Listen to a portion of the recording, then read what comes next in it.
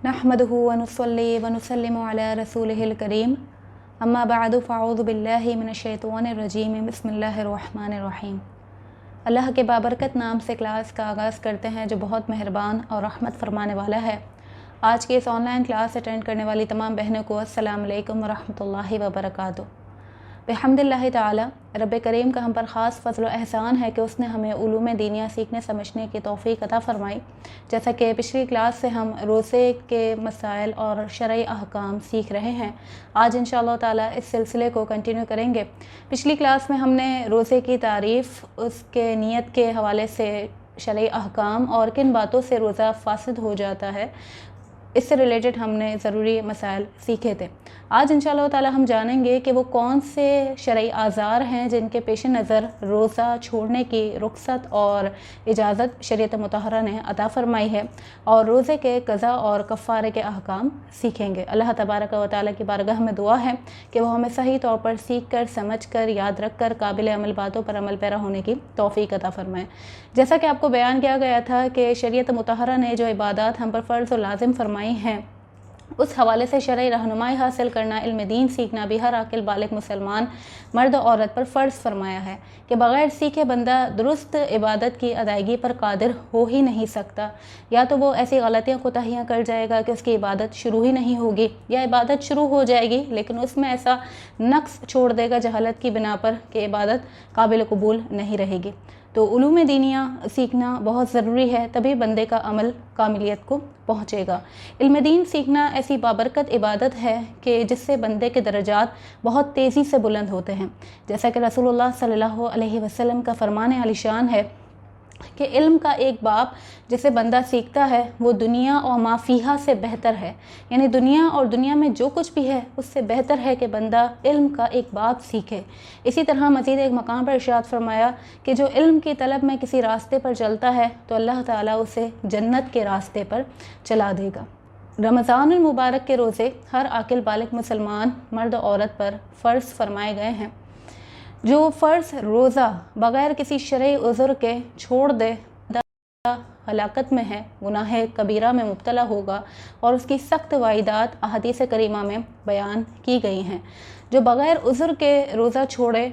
वो सारी ज़िंदगी भी रोज़े रखता रहे लेकिन फ़र्ज़ रोज़े के बराबर उसे दर्जा व मकाम हासिल ना होगा। जैसे कि तिरमिज़ी की हदीस मुबारक है, रसूलुल्लाह सल्लल्लाहु अलैहि वसल्लम कि जिसने बग़ैर किसी उज़्र और बग़ैर किसी बीमारी के फ़र्ज़ रोज़ा छोड़ा तो वो सारी ज़िंदगी भी रोज़े रखते रहे, उस रोज़े की तलाफ़ी नहीं होगी। अगरचे क़ज़ा रोज़ा वो रख लेगा तो क़ज़ा तो उसकी अदा हो जाएगी, लेकिन जो फ़र्ज़ रोज़े का दर्जा, सवाब और मकाम है वो उस बंदे को हासिल नहीं होगा। बहुत से लोग छोटी छोटी वजूहात की बिना पर रोज़े छोड़ रहे होते हैं, उनके लिए यह हदीस मुबारक से इबरत और नसीहत है। उन्हें चाहिए कि वो अपने रोज़ों की हिफाजत करें। दीन इस्लाम बहुत प्यारा दीन है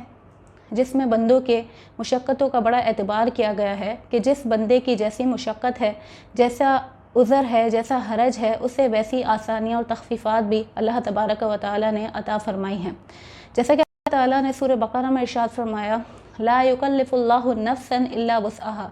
अल्लाह किसी जान पर उसकी हिम्मत से बढ़कर बोझ नहीं डालता, यानी जितने बंदे की हिम्मत और ताकत और इस्तिताअत है फ़कत उतने ही अहकाम नाफिज़ फरमाता है। यही मामला इबादत रोज़ा के सिलसिले में भी है कि जिस बंदे के लिए शरई आज़ार हैं, मुशक्क़तें हैं, मजबूरियाँ हैं, बीमारियाँ हैं,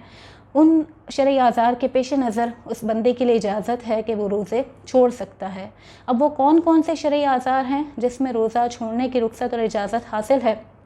तो इसमें इस हवाले से सबसे पहले सूरह बकरा की आयत मुबारक,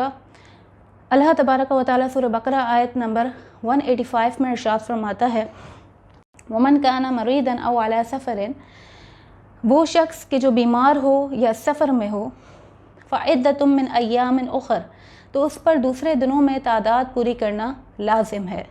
युरीदुल्लाहु बिकुमुल युस्रा वला युरीदु बिकुमुल उसरा, और अल्लाह तुम पर आसानी का इरादा फरमाता है और दुश्वारी का इरादा नहीं फरमाता। वलितुकमिलु, और तुम्हें चाहिए कि रोज़ों की तादाद पूरी करो। इस आयत मुबारक से कुछ पॉइंट्स मालूम हुए। पहला ये पॉइंट कि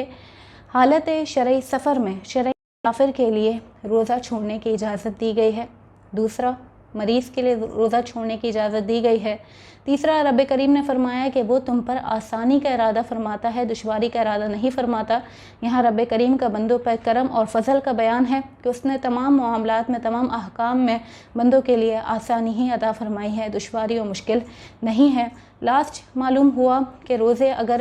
اس حالت میں ادا نہیں کیے ہیں تو ان کی قضا کرنا فرض ہوگا۔ اب حالت شرعی سفر اور حالت مرض کی تفصیل جانیں گے۔ شرعی سفر میں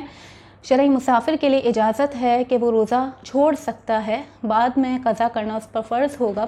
لیکن اس کے لیے بہتر ہے کہ وہ روزہ رکھ لے، جیسا کہ سورہ بقرہ کے دیگر مقام پر اللہ تبارک و تعالیٰ نے ارشاد فرمایا وَأَن تَصُومُوا خَيْرٌ لَكُمْ إِن كُنتُمْ تَعْلَمُونَ،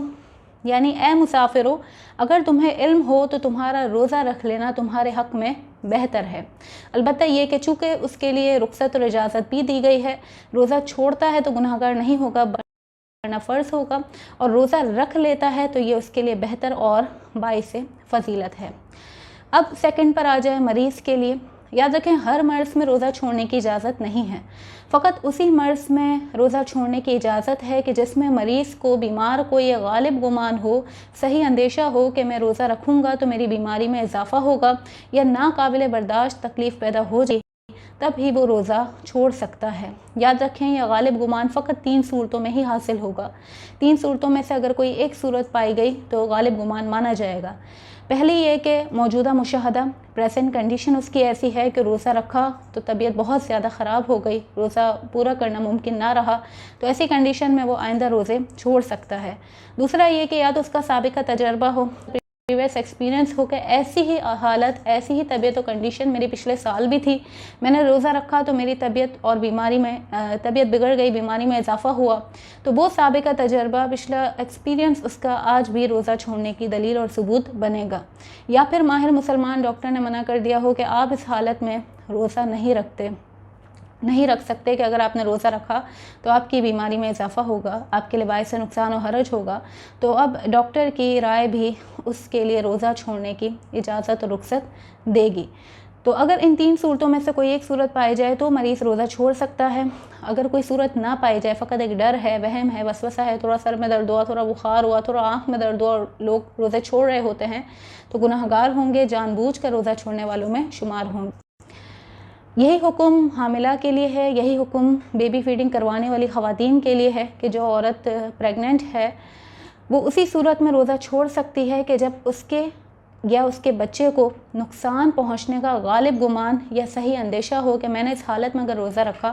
تو میری طبیعت بگڑ جائے گی، بہت زیادہ کمزور ہوں، بہت زیادہ نقاہت طاری ہے، یا بچے کو تکلیف پہنچے گی۔ تو اس میں بھی غالب گمان فقط 3 صورتوں میں ہی حاصل ہوگا کہ یا تو اس کی پریزنٹ کنڈیشن ایسی ہے کہ روزہ رکھا تو طبیعت بہت زیادہ خراب ہو گئی، یا سابقہ تجربہ کہ پہلے بھی ایسی ہی حالت تھی، روزہ رکھا تھا، طبیعت بہت بگڑ گئی تھی، یا بچے کو نقصان پہنچا تھا، یا ماہر مسلمان ڈاکٹر نے منع کر دیا ہو کہ آپ ایسی حالت میں روزہ نہیں رکھ سکتی، آپ کی صحت اس بات کی اجازت نہیں دیتی، وہ روزہ چھوڑ سکتی ہے۔ بعض خواتین سمجھتی ہیں کہ ہم پریگننٹ ہیں تو مطلقاً ہم روزہ چھوڑ سکتی ہیں، ایسا نہیں ہے، فقط یہ 3 صورتیں غالب گمان کی پائی جائیں گی تبھی انہیں اجازت ہوگی، ورنہ نہیں۔ یہی حکم بیبی فیڈنگ کروانے والی خواتین کے لیے ہے کہ بچے کی جان کو یا خود کو نقصان پہنچنے کا غالب گمان ان 3 صورتوں میں پایا جا رہا ہے یا ان میں سے کسی ایک کے ساتھ پایا جا رہا ہے تو وہ روزہ چھوڑ سکتی ہے، ورنہ نہیں۔ شرعی مسافر کا بھی مختصراً تعارف جان لیتے ہیں۔ شرعی مسافر سے مراد وہ شخص ہے کہ جو شہر کی حدود سے باہر نکل جائے اور کم از کم اور لگاتار 92 کلومیٹرز دور جانے کا ارادہ ہو، یا 92 کلومیٹر سے زیادہ دور جانے کا ارادہ ہو، تو ایسا شخص شرعی مسافر کہلاتا ہے اور اس کا یہ سفر شرعی سفر ہے۔ اب جس شہر میں وہ داخل ہو رہا ہے اس کا وطن اصلی اور وطن اقامت نہ ہو تو اس شہر میں بھی وہ مسافر ہی رہے گا۔ وطن اصلی سے مراد وہ وطن ہے کہ جہاں اس کی پیدائش ہوئی اور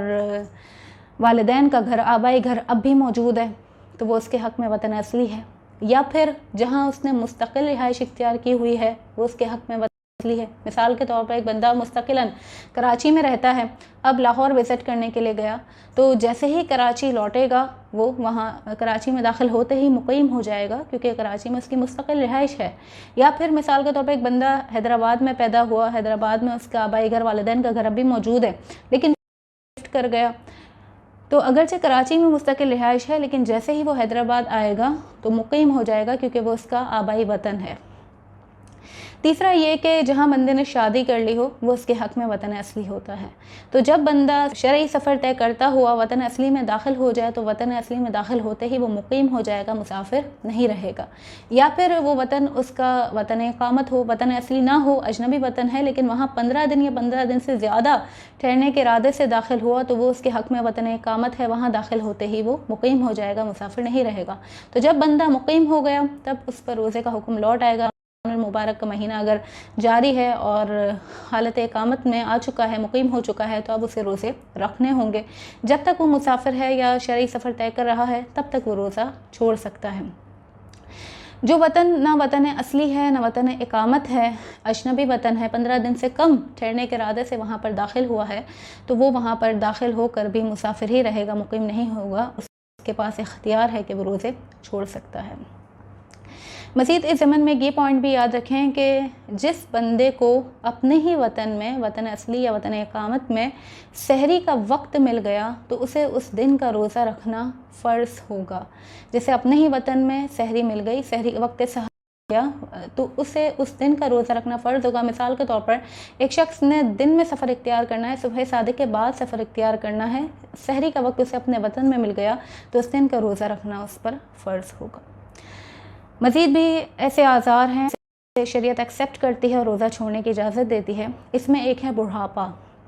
اتنا زیادہ بڑھاپے کا غلبہ کہ جس میں بندہ بہت زیادہ کمزور ہو چکا ہے, بہت زیادہ نقاہت اس پر غالب ہے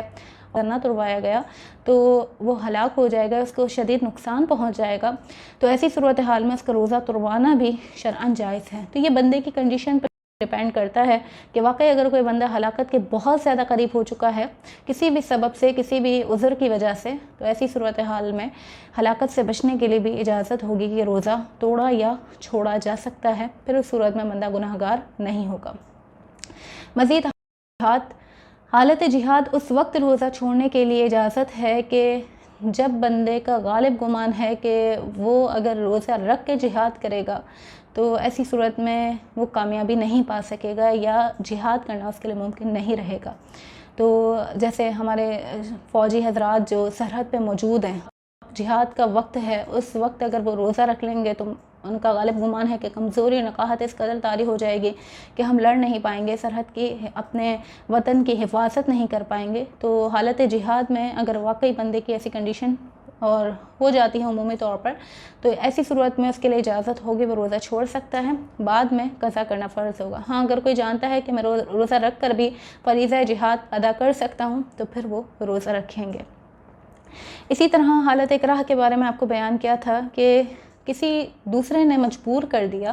کہ اگر تم نے روزہ نہ چھوڑا یا روزہ نہ توڑا تو میں تمہیں جان سے مار دوں گا یا تمہارا کوئی باڈی پارٹ ضائع کر دوں گا, تلف کر دوں گا. اور وہ جو دھمکی دے رہا ہے, ہمارا غالب گمان ہے کہ صحیح دھمکی دے رہا ہے اور جو کہہ رہا ہے وہ کر گزرے گا. تو ایسی صورت میں بھی شریعت مطہرہ نے اپنی جان بچانے کے لیے اجازت دی ہے کہ آپ روزہ چھوڑ سکتے ہیں یا توڑ سکتے ہیں اگر واقعی سامنے والا صحیح دھمکی دے رہا ہو, تو پھر بندہ گناہگار نہیں ہوگا. مزید آخری پوائنٹ کہ مجبور شخص کے لیے کام کی زیادتی بھی روزہ چھوڑنے کے لیے اجازت ہے. اس کے لیے کچھ شرائط ہیں. ایسا شخص کہ جس کا کام بہت زیادہ اوور لوڈڈ ہے, بہت زیادہ مشکل کام ہے اور وہ اس کی کمائی کا ذریعہ ہے, اس کے علاوہ اس کے پاس کوئی متبادل, کوئی آلٹرنیٹ ذریعہ موجود نہیں ہے. مزدوروں کا طبقہ لے لیجئے کہ بہت محنت والا کام ہوتا ہے. اب مثال کے طور پر گرمی کے دن ہے, کام بھی بہت زیادہ اوور لوڈڈ ہے, کوئی اور کفالت کا ذریعہ نہیں ہے, کوئی اور سیونگز نہیں ہے کہ رمضان میں گزارا ہو جائے, کسی اور طریقے سے گزارا نہیں ہو سکتا, فقط وہ ڈیوٹی سے ہی اس بندے کا گزارا ہوتا ہے. اب اس کے لیے مسئلہ یہ ہے کہ وہ ڈیوٹی پہ جاتا ہے تو حالت روزہ میں وہ کام نہیں کر پاتا, کام بہت زیادہ مشکل ہے, مزدوری والا کام ہے, شدید گرمی میں کنسٹرکشن کا کام اسے کرنا ہے, روزہ رکھ کے کر رہا ہے تو طبیعت بہت زیادہ خراب ہو رہی ہے یا بے ہوش ہو جاتا ہے یا روزہ پورا کرنا اس کے لیے ممکن نہیں رہتا. اور اگر کام پر نہیں جاتا تو گزارا نہیں ہو پاتا, کوئی اور کفالت کرنے والا, کوئی اور ذریعہ اس کے پاس موجود نہیں ہے. تو اگر واقعی کسی شخص کی ایسی صورتحال ہے کہ کام بھی بہت زیادہ سخت مشکل ہے, شدت والا ہے, کہ روزہ رکھ کے وہ کام پورا نہیں ہوتا, یا پھر یہ کہ اگر روزہ رکھ کر کام کی طرف جاتا ہے تو کام نہیں ہو پاتا اور گزارے کا کوئی اور ذریعہ نہیں ہے, تو مجبور شخص کے لیے کام کی ایسی زیادتی بھی روزہ چھوڑنے کے لیے شریعت نے اس کے لیے آسانی فرمائی ہے کہ چھوڑ سکتا ہے, لیکن بعد میں قضا کرنا اس پر فرض ہوگا۔ اب یہ بندے کی کنڈیشن پہ ڈیپینڈ کرتا ہے، جتنے بھی آپ کو صورتحال بیان کی گئی ہے یہ اصولی طور پر سمجھائی گئی ہے، لیکن ہر بندہ علماء کرام سے اپنی کنڈیشن کا حکم معلوم کرے، از خود وہ اپنے لیے احکام یا دیگر کے لیے فتوے دینا شروع نہ کرے، اسی میں اس کے لیے عافیت ہے۔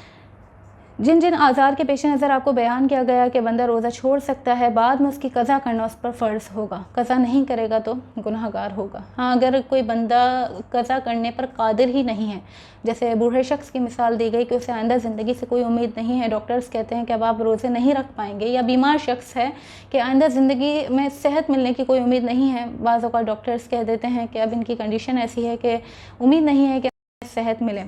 تو بہرحال یہ کہ جب واقعی کسی کی ایسی کنڈیشن ہو کہ وہ روزے کی قضا پر قادر نہیں ہے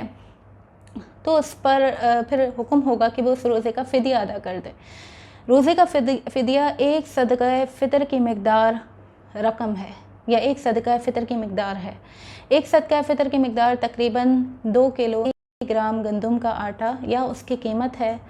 ہر روزے کے بدلے ایک صدقہ فطر کی مقدار یا اس کی رقم جب وہ ادا کر دے گا تو اس روزے کا فدیہ ادا ہو جائے گا۔ مثال کے طور پر پاکستان میں موجودہ ایک صدقہ فطر کی مقدار رقم تقریباً 100 روپے ہے، تو ایک روزے کے بدلے اگر اس نے 100 روپے شرعی فقیر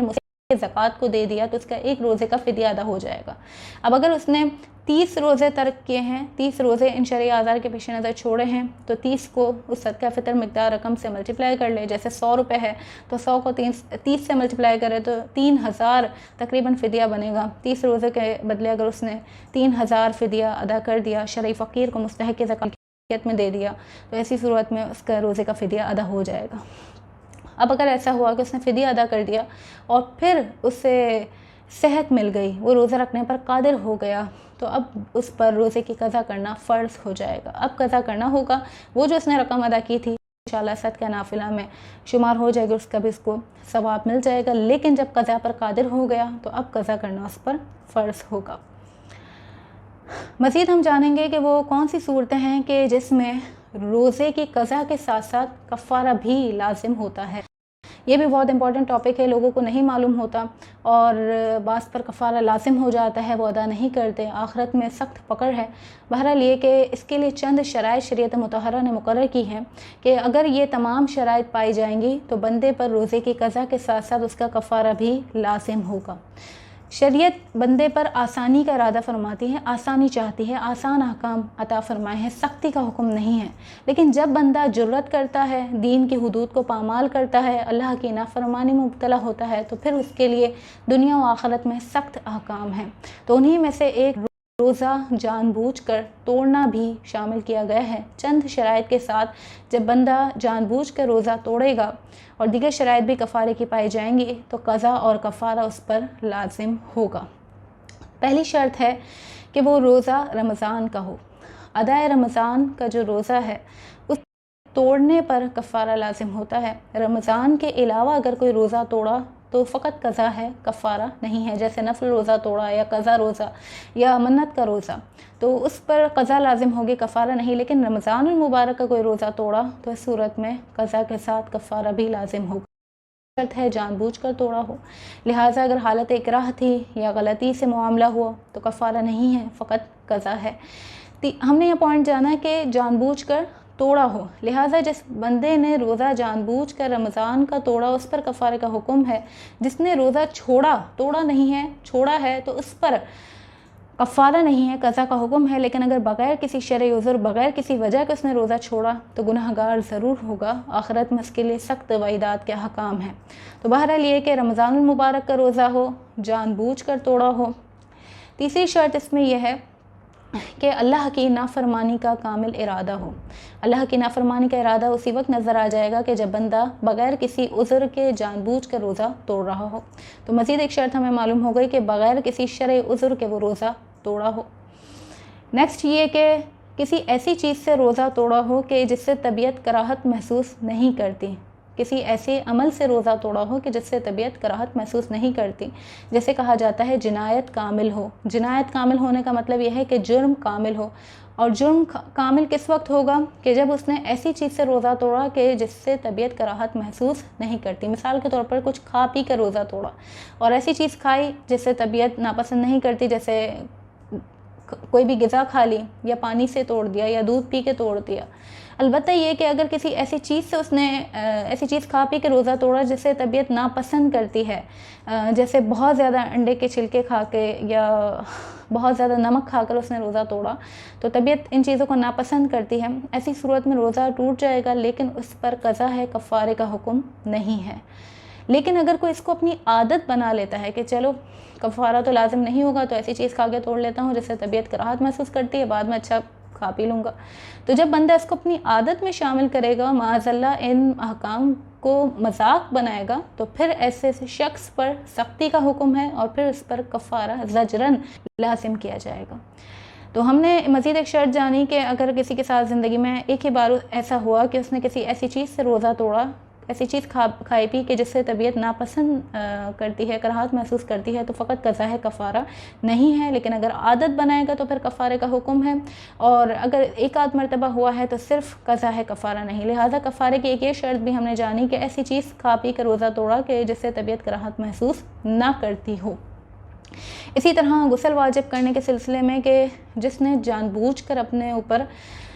جنایت کاملہ کے ساتھ غسل واجب کیا، یعنی جسمانی تعلق قائم کر لیا، جان بوجھ کر کیا، تو اس پر قضا اور کفارہ دونوں لازم ہوگا. ہاں اگر جنایت کامل نہیں تھی، جنایت ناقص تھی، یعنی معاذ اللہ اپنے ہاتھ سے اپنے اوپر غسل واجب کیا، تو گناہ گار ضرور ہوگا، لیکن اس پر قضا ہے، کفارہ نہیں ہے. وہی بات کہ اگر کوئی اس جنایت ناقص کو عادت بنا لے، عادتاً پھر ایسا کرے گا، تو پھر اس پر زجرن کفارے کا بھی حکم دیا جائے گا. ایک یہ شرط بھی ہے کہ روزے کی نیت اس نے رات میں کی ہو. رات میں نیت کا اصل وقت ہے، آپ کو بیان کیا گیا تھا کہ غروب آفتاب سے لے کر صبح صادق سے پہلے تک. تو اگر رات میں نیت کی ہے اور یہ دیگر تمام شرائط پائی گئیں تو اس پر کفارہ لازم ہوگا. لیکن اگر اس دن معاملہ کچھ یوں ہوا کہ رات میں نیت کرنے کا موقع نہیں ملا تھا، صبح صادق کے بعد اس نے نیت کی تھی، صبح نیت کی تھی اور پھر روزہ اس نے توڑ دیا، تو ایسی صورت میں قضا ہے، کفارہ نہیں ہے. مزید اس کی ایک شرط ہے کہ روزہ توڑنے کا کوئی شبہ پیدا نہ ہوا ہو. شبہ مینس کہ کسی کنفیوژن میں آ کر اس نے روزہ توڑ دیا، جیسے حدیث سننے میں کوئی مسئلہ سمجھنے میں اس سے غلطی ہو گئی، غلط فہمی میں آ کر اس نے روزہ توڑ دیا.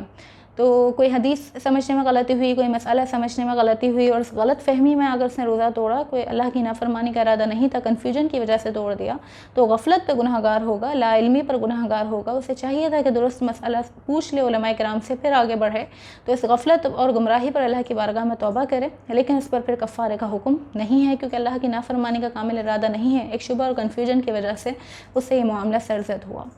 مزید ایک شرط یہ ہے کہ عالم کے کہنے پر نہ توڑا ہو، کسی قابل اعتماد مفتی صاحب کے کہنے پر نہ توڑا ہو. اگر کسی مفتی نے فتویٰ دیا اسے اور قابل اعتماد مفتی صاحب ہیں، مستند ہیں، ان کے فتوے پر اگر اس نے روزہ توڑا تو ایسی صورت میں بھی کفارہ نہیں ہے، فقط قضا ہے. تو یہ ان شرائط کے پیش نظر قضا کے ساتھ کفارہ لازم ہوگا. اس کا تھوڑا سا خلاصہ پھر سے سن لیتے ہیں کہ ادائے رمضان کا روزہ ہو، دوسرا یہ کہ جان بوجھ کر توڑا ہو، تیسرا یہ کہ جنایت کامل ہو، یعنی اگر کھا پی کر توڑا ہے تو ایسی چیز کھائی پی ہو جس سے طبیعت کراہت محسوس نہیں کرتی، ناپسند نہیں کرتی، اور غسل واجب کرنے کے سلسلے میں جنایت کاملہ جسمانی تعلق کے ذریعے ثابت ہوگی. تو اگر جنایت کامل ہے تو ایسی صورت میں کفارہ لازم ہوگا. اللہ کی نافرمانی کا ارادہ ہو، یعنی جان بوجھ کر ارادتاً توڑا ہے اور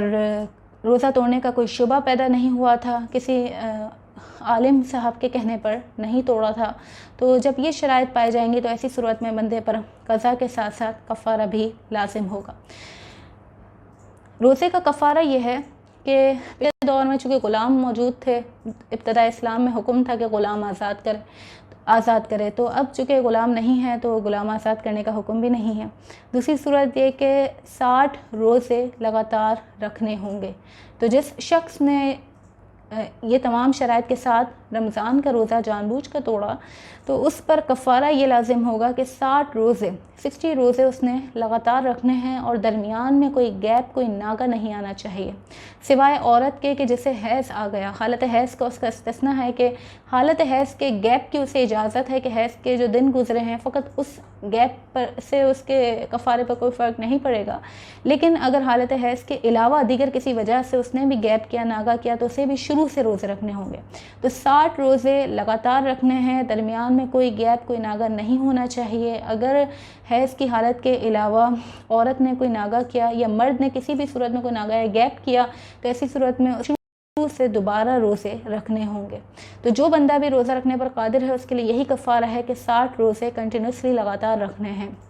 جو بندہ روزہ رکھنے پر قادر ہی نہیں ہے، نہ ہی آئندہ زندگی میں وہ روزہ رکھنے پر قادر ہوگا، وہی بات کہ بہت زیادہ بڑھاپا غالب ہے یا ایسی بیماری ہے کہ آئندہ زندگی میں صحت ملنے کی کوئی امید نہیں ہے، تو ایسے شخص کے لیے کفارہ یہ ہے کہ پھر وہ 60 مساکین کو پیٹ بھر کے 2 وقت کھانا کھلائے، اس کا کفارہ ادا ہوگا، ورنہ نہیں۔ کفارے کی ادائیگی کے ساتھ ساتھ ایک دن اس روزے کی قضا کرنا بھی فرض ہوگا اور اللہ کی بارگاہ میں توبہ کرنا بھی لازم ہوگا کہ اگر دنیا میں اس کفارے کی ادائیگی نہ کی، قضا ادا نہ کی، توبہ نہ کی، تو کل قیامت ایسی پکڑ ہوگی کہ جس کے عذاب اور جس کی سختی کا بندہ اندازہ نہیں کر سکتا، اور اللہ کے عذاب کوئی بندہ برداشت نہیں کر سکتا ہے۔ اللہ تبارک و تعالیٰ کی بارگاہ میں دعا ہے کہ جو ہم نے شرعی احکام سیکھے ان میں تمام قابل عمل باتوں پر عمل پیرا ہونے کی توفیق عطا فرمائے، ہمیں روزے کی حفاظت کرنے، اپنی تمام تر عبادات کی حفاظت کرنے، اللہ کی کامل طور پر اطاعت و فرما برداری کرنے کی توفیق عطا فرمائے۔ اگر ہم سے عبادات کے سلسلے میں